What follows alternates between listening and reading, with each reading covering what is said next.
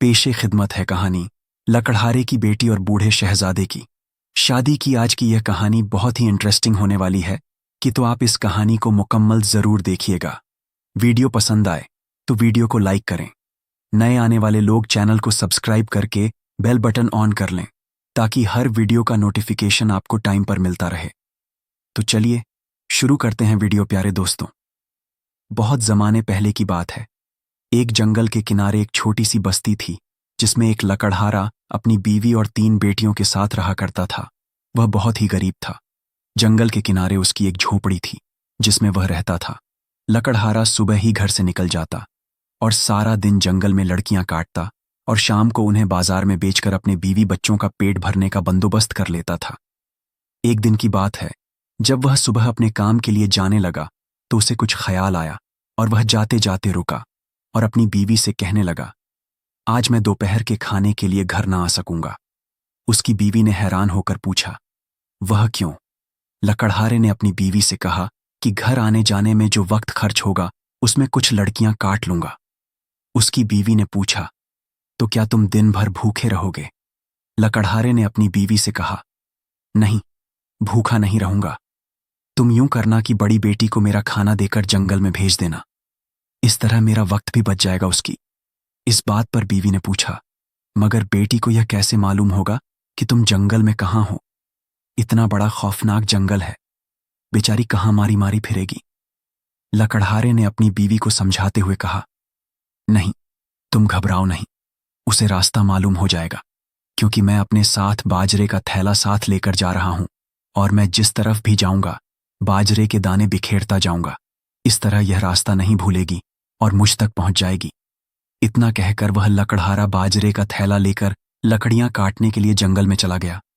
जब दोपहर हुई और सूरज सर पर आ गया तो लकड़हारे की बीवी रोटी को एक गठरी में बांधकर अपनी बेटी से कहने लगी, बेटी, यह गठरी लो और अपने बाप को जंगल में दे आओ। दोपहर हो चुकी है, उसे यकीनन भूख लग रही होगी। इतना कहकर उसने रोटी की गठरी को बेटी को दे दिया और साथ ही बेटी से कहने लगी कि देखना, जिस रास्ते पर बाजरे के दाने बिखरे हुए हों उसी पर चलती जाना। इस तरह तुम अपने बाप तक पहुंच जाओगी और रास्ता नहीं भूलोगी। आप बेफिक्र रहो मां, मैं उसी रास्ते पर जाऊंगी बेटी। यह कहकर रोटी की गठरी लेकर जंगल की तरफ चल दी। जब वह जंगल में पहुंची तो उसे किसी रास्ते पर भी बाजरे के दाने बिखरे हुए ना मिले। दरअसल हुआ यह था कि सुबह जब लकड़हारा बाजरे के दाने बिखेर कर तो गया था, मगर दोपहर तक चिड़ियों, कौओं, कबूतरों और दूसरे परिंदों ने तमाम बाजरा चुन लिया था और अब रास्ते पर एक दाना भी कहीं नजर नहीं आ रहा था। यही वजह थी कि लड़की को कहीं बाजरा बिखरा हुआ ना मिल सका। वो बेचारी हैरान और परेशान होकर सोच रही थी कि बाजरा वाला रास्ता तो नजर नहीं आता, अब मैं क्या करूं? वह इन्हीं सोच में खोई हुई सीधी चलती रही, कभी इधर जाती और कभी उधर को चल देती। इसी तरह अंदाजे से चलती और घूमती रही, मगर उसे उसका बाप ना मिल सका। उसने कई बार सोचा कि वापस घर चली जाऊं, लेकिन उस घने जंगल में अब उसे वापसी का रास्ता भी नहीं मिल रहा था। इसी तरह चलते चलते दिन ढल गया और रात सर पर आ गई। एक तो घना जंगल, ऊपर से रात, और फिर वह अकेली क्या करें और क्या ना करें। उसका दिल दहल रहा था।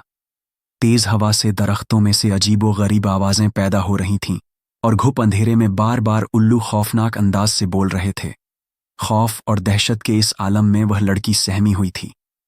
इतने में उसे दूर दरख्तों में रोशनी दिखाई दी।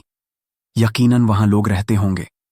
उसने दिल में सोचा और उसमें हौसला पैदा हो गया, मुझे एक रात के लिए पनाह तो मिल ही जाएगी।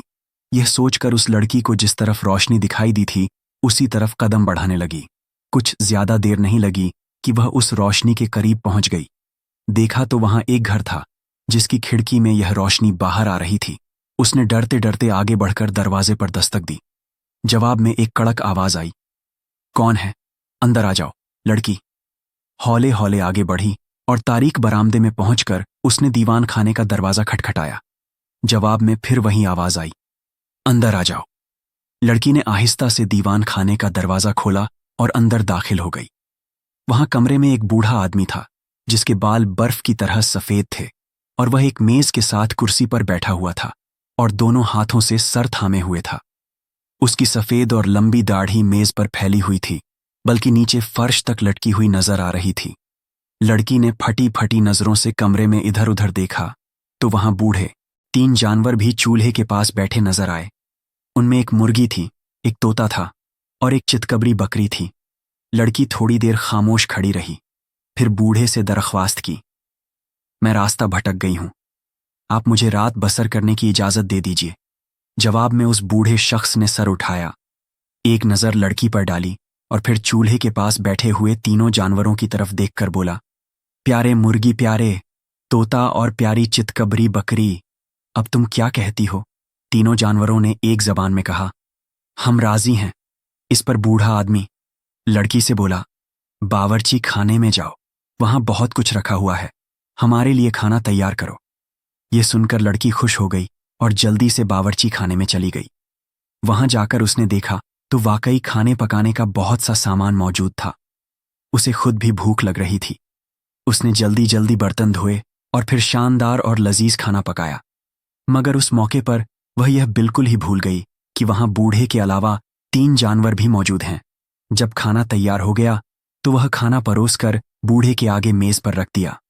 उस वक्त उसे बेइंतहा भूख लग रही थी, चुनांचे उसने जी भर के खाना खाया।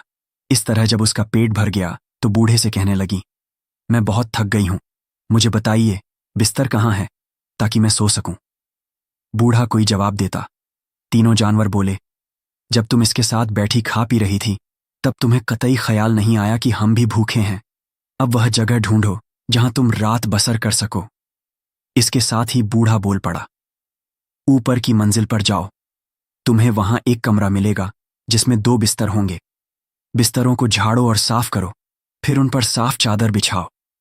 उसके बाद मैं भी आऊंगा और तुम सो जाना। जैसे ही बूढ़े ने यह कहा, लड़की जल्दी से ऊपर की मंजिल पर गई।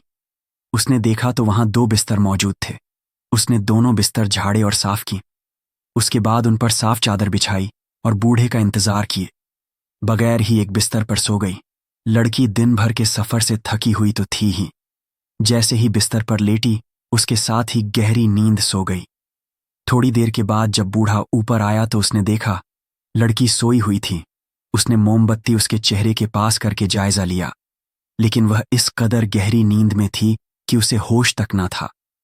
जब बूढ़े ने यह देखा कि लड़की गहरी नींद में है तो उसने फर्श में बने हुए खुफिया दरवाजे को खोला और लड़की को उठाकर उसमें से नीचे तह खाने में फेंक दिया। अब दूसरी तरफ लकड़हारे की सुनिए। वो जब शाम को लकड़ियां काटकर अपने घर पहुंचा तो अपनी बीवी पर बरस पड़ा, बोला, तुमने आज मुझे भूखा मार दिया है। मैंने तुम्हें कहा था कि बड़ी बेटी के हाथ मेरे लिए खाना भेज देना, मगर तुमने उसे नहीं भेजा। लकड़हारे की बीवी बोली, इसमें मेरा कोई कसूर नहीं है। मैंने तुम्हारे कहने के मुताबिक बेटी को तुम्हारे पास भेज दिया था। वह तुम्हारा खाना ले गई थी और अभी तक वापस नहीं आई। लकड़हारा बोला, मगर वह मेरे पास तो पहुंची नहीं। फिर कहाँ गई? हो सकता है जंगल में रास्ता भटक गई हो। जंगल में तो खौफनाक दरिंदे हैं, इस वक्त तो मैं उसे तलाश करने भी नहीं जा सकता। अल्लाह उसकी हिफाजत करे। मेरा ख्याल है हमें सुबह तक उसका इंतजार करना चाहिए। यकीनन वह किसी पेड़ पर चढ़कर रात बसर कर लेगी। वह दोनों मियां बीवी बातें करते हुए सो गए और फिर दूसरे रोज लकड़हारा सूरज निकलने से पहले ही उठ गया। उसने जल्दी जल्दी तैयारी की नाश्ता किया और रोज के मुताबिक लकड़ियां काटने के लिए तैयार हो गया। फिर लकड़हारा अपनी बीवी से कहने लगा, आज तुम मंझली बेटी के हाथ मेरा खाना रवाना करना। आज मैं मटर के बड़े दानों वाला अनाज थैले में भर कर ले जाता हूं। मैं उसी तरह रास्ते में दाने बिखेर जाऊंगा ताकि जब बेटी खाना लेकर आए तो उसे रास्ता मालूम हो सके। लकड़हारा अपनी बीवी से यह कहकर चला गया और जब दोपहर हुई तो लकड़हारे की बीवी ने अपनी मंझली बेटी को खाना देकर कहा, बेटी, सिर्फ उसी रास्ते पर जाना जिस पर मटर के दाने बिखरे हुए हों। इस तरह तुम सीधी अपने बाप के पास पहुंच जाओगी। मंझली बेटी ने कहा, आप बेफिक्र रहो अम्मा, मैं उसी रास्ते पर जाऊंगी। लड़की ने यह कहा और बाप का खाना लेकर रवाना हो गई। लेकिन जब वह जंगल में दाखिल हो गई तो किसी रास्ते पर मटर के दाने बिखरे हुए नजर नहीं आ रहे थे। कल की तरह आज भी जंगली परिंदों ने तमाम बिखरे हुए दाने चुन लिए थे और अब वहां एक दाना भी बाकी ना रहा था। सारा दिन लड़की बेचारी इधर उधर भटकती फिरती रही, यहां तक कि दिन ढल गया और हर तरफ अंधेरा फैल गया। अंधेरी रात में उसे भी एक रोशनी दिखाई दी और वह भी अपनी बड़ी बहन की तरह उसी बूढ़े के घर पहुंच गई। बूढ़े ने कल रात की तरह अपने तीनों जानवरों से पूछा, प्यारे तोते, प्यारी मुर्गी और प्यारी चितकबरी बकरी, अब तुम क्या कहती हो? तीनों जानवरों ने आज भी वही कहा, हम राजी हैं। उसके बाद बूढ़े ने लड़की को खाना पकाने के लिए बावर्ची खाने में भेजा। वह लड़की भी अपनी बहन की तरह खाने में जानवरों को भूल गई। चुनांचे खाना खाने के बाद जब लड़की ने सोने के लिए बूढ़े से कहा तो जानवर बोले, जब तुम इसके साथ बैठी खा पी रही थी तब तुम्हें कतई ख्याल नहीं आया कि हम भी भूखे हैं। अब वह जगह ढूंढो जहां तुम रात बसर कर सको। बूढ़े ने उसी तरह लड़की को दूसरी मंजिल पर जाने और बिस्तर तैयार करने को कहा। थोड़ी देर बाद जब वह खुद ऊपर गया तो वह मंझली लड़की भी अपनी बहन की तरह गहरी नींद सो गई थी। लिहाजा बूढ़े ने फर्श का खुफिया दरवाजा खोलकर उसे भी नीचे तहखाने में फेंक दिया। इधर तो ये हुआ, और दूसरी तरफ तीसरी सुबह जब लकड़हारा लकड़ियां काटने के लिए फिर जंगल जाने लगा तो उसने अपनी बीवी से कहा, आज तुम सबसे छोटी बेटी के हाथ मेरा खाना भेजना। यह बड़ी बहनों से ज्यादा चालाक है। यह उनकी तरह इधर उधर नहीं भटकेगी और सीधी मेरे पास पहुंच जाएगी। उसकी बीवी ने जब यह बात सुनी तो उसका कलेजा धक से रह गया। उसने कहा, तुम क्या चाहते हो कि मैं अपनी तीसरी और सबसे प्यारी बेटी से भी हाथ धो बोलूं? नहीं, मैं इसे नहीं भेज सकती। लकड़हारे ने कहा, घबराओ नहीं, हमारी यह बेटी चालाक भी है और उन दोनों से ज्यादा अक्लमंद भी है। लकड़हारा बीवी से कहने लगा, यह रास्ता नहीं भूलेगी। फिर मैं आज मकई के दानों का थैला ले जा रहा हूं। मकई के दाने बहुत मोटे हैं और उन्हें देखते हुए यह मुझ तक जरूर पहुंच जाएगी। पहले तो उसकी बीवी छोटी बेटी को भेजने से इनकार करती रही, मगर जब लकड़हारे ने ज्यादा मजबूर किया तो कहने लगी, अच्छा, मैं इसे भेज दूंगी, लेकिन तुम मकई के दाने अच्छी तरह बिखेरना। इस तरह जब दोपहर हुई तो लकड़हारे की बीवी ने अपनी छोटी बेटी को खाना दिया और साथ ही बोली कि बेटी ध्यान से जाना और जिस रास्ते पर मकई के दाने बिखरे हों उसी पर चलना। इस तरह तुम भटकोगी नहीं और सीधी अपने बाप के पास पहुंच जाओगी। छोटी बेटी ने कहा, आप फिक्र ना करो मां, मैं उसी रास्ते पर जाऊंगी जिस पर मकई के दाने बिखरे हुए होंगे। और इस तरह उसने बाप का खाना लिया और जंगल में चल दी। मगर आज भी रास्ते पर मकई के दाने कहीं नजर नहीं आ रहे थे। जंगली परिंदों ने तमाम मकई के दाने चुन लिए थे और एक दाना भी कहीं न छोड़ा था। लड़की जब चलते चलते जंगल में पहुंच गई तो वह भी रास्ते से भटक गई। रास्ते की तलाश में वह सारा दिन मारी मारी फिरती रही, यहां तक कि रात हो गई।